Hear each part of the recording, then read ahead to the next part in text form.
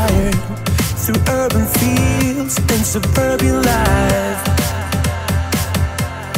Turn the crowd up now, we'll never back down. Shoot down the skyline, watch it on prime time. Turn up the love now, listen up now. Turn up the love. Who's gonna save the world tonight? Who's gonna bring it back to life? We're gonna make it, you and I. We're gonna save the world tonight.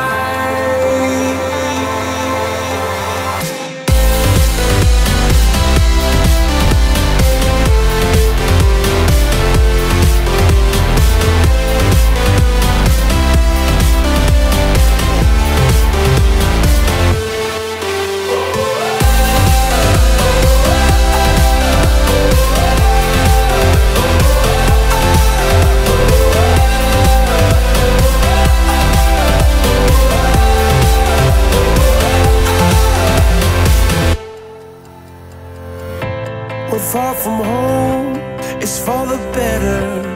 What we dream, it's all that matters. We're on our way, united.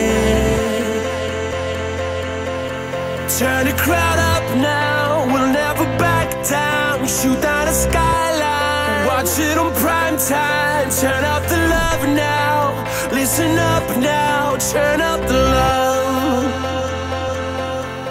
Nou, ik ga me aanmelden voor de expo omdat het een regionale beurs is, een vrij grote regio waar ik werkzaam ben, Noordoost-Friesland. Vrije Huizenmarkt die is sinds kwart actief in deze regio en vandaar dat ik me opjoen heb voor de expo. Dus hier ontmoeten we de mensen, kunnen we laten zien wat we doen, wat we verkopen. En dat kun je hier, heb je iets meer tijd om mensen dat uit te leggen. Het is voor mij een nieuw fenomeen, de expo. Het is de eerste keer dat wij hier staan, maar tot nu toe mogen wij niet klagen. Veel animo, veel publiek, gezellige sfeer. Ik vind het heel leuk. Het is een hele leuke sfeer, ook zeker onderling met de ondernemers. Ik merk ook wel dat de ondernemers onderling ook wel zaken met elkaar gaan doen en doen. Dus op die manier is het ook een leuke netwerk gebeuren. Ik ben aan het acrylnagels opzetten. Dat is toch onze visitekaartje, onze handen. Ja.